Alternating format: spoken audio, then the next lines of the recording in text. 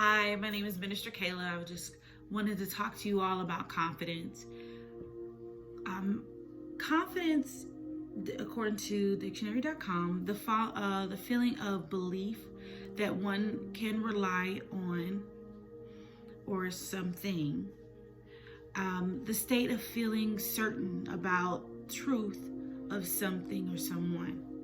A feeling of self-assurance arising from one's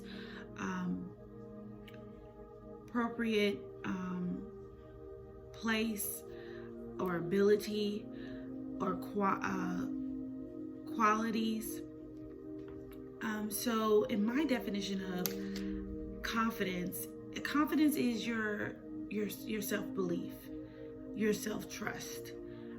When you trust in yourself, when you believe in yourself, that is where confidence is shown.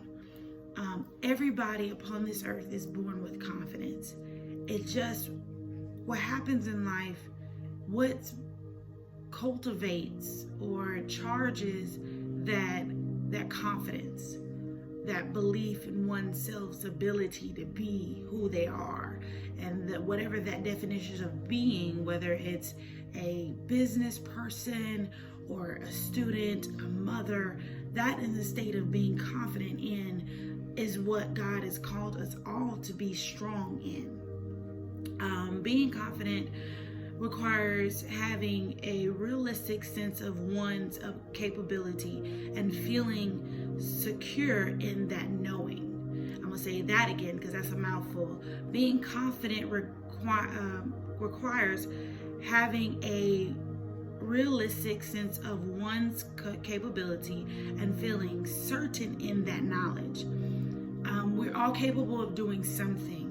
We're all capable of any type of talents, or any type of giftings, whether spiritually and naturally.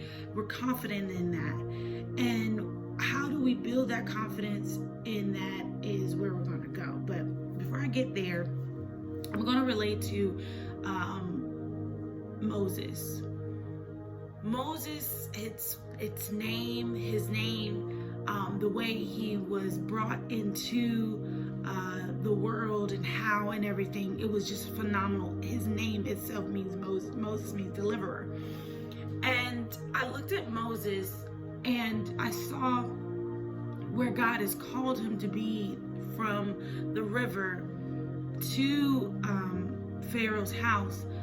That motion in the midst of chaos, where his mom didn't know what to do with him, they were going to kill the sons.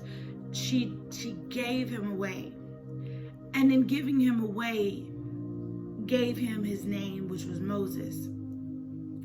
And he learned what the kings do. He learned all these things. He learned all of what he needed to do to be a king or to lead a people. And there was this sound in him, or this voice in him, that spoke and say, okay, it is time.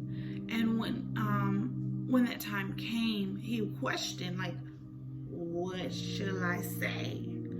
Which God answered and say, okay, what should I name? What do I say about who I am? What? And then God was like, okay, no. Say that I am has sent you. And that speaks for itself. God himself said to Moses in the time of his trouble, in the time of his questioning of his ability, of who he is, even though God sent him in a way of his name, sent him in a way of bringing up him in royalty and leadership. He sent him in that way that helped him see, to let him know that it was okay, but still he questioned. And the I am that I am has sent you speaks so many levels of saying, God has gave me the ability, the strength, the knowledge, the know-how. Even if I don't know the knowledge, the fullness of the knowledge of what I want to do or be or who I am, God still gives me that knowledge to search it out, to look it up, and to get too familiar with it, to become strong in it. So when Moses was sent in to do what he was doing, to do what he was supposed to do as a deliverer, it brought such a confidence in him. And they challenged his confidence. They challenged the God that was in him. And he said, it's basically, the song is, what you can do, I can do better.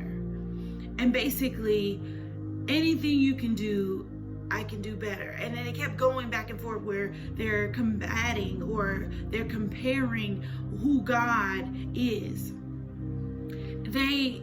It was God always, the ability to deliver the message that God was trying to say through Moses to Pharaoh was, I am that I am has sent me. And Moses stood strong.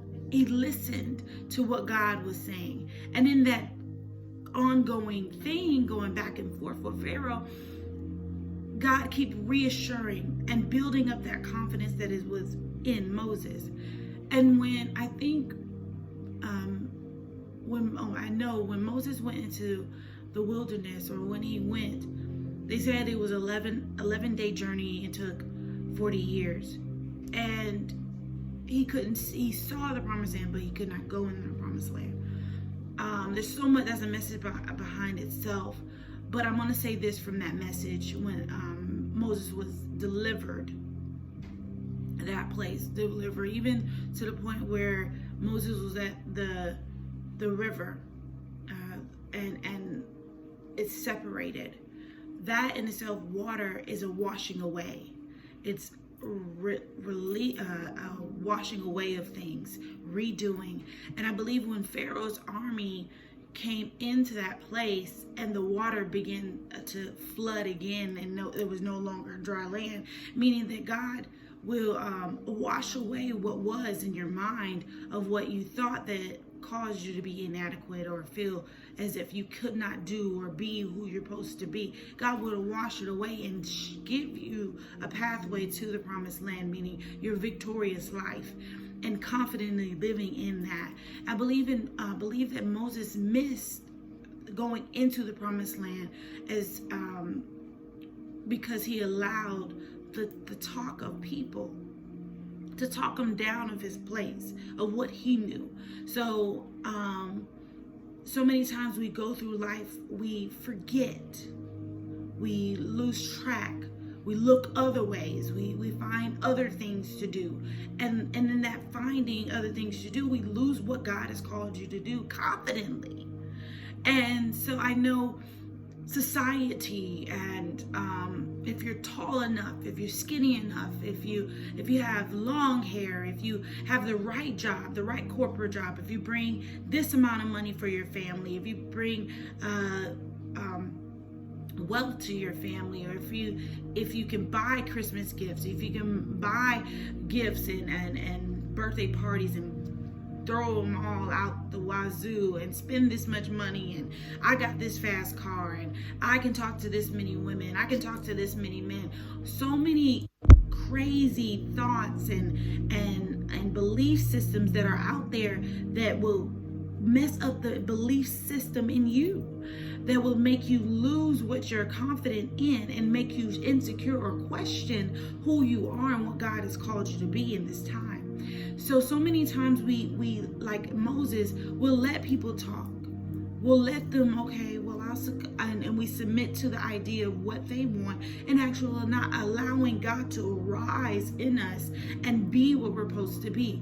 No, we're not going to be all that person next to you. No, God has put his infinite being inside of each and every one of us, and how dare we believe that it's okay for us to think that we can be that person. I am Kaela, and I love being Kaela, and I'm confidently being Kaela. And if I dare to be anyone else, I believe that it is a sin, or it's a spit in God's face, putting Jesus back on the cross and say, you did not do enough for me. You did not put enough in me for me to be me. And that's what I believe. When you allow insecurities or people's ideas and belief systems, or agree to an idea that is not of God, meaning the who you are, that God has called you to be, when you allow those things to come and Lord in your mind, in your thought, in your walk with God, or even with your walk in life, when it combats to that place, that is sin. That is total sin to me. I really truly believe it, because I know God has not called you to be, God has not called every single person, or even you, to be that person next to you that you're competing with. For what? Why compete? Why compete? Because it doesn't make sense. Because God has made his authentic self in you.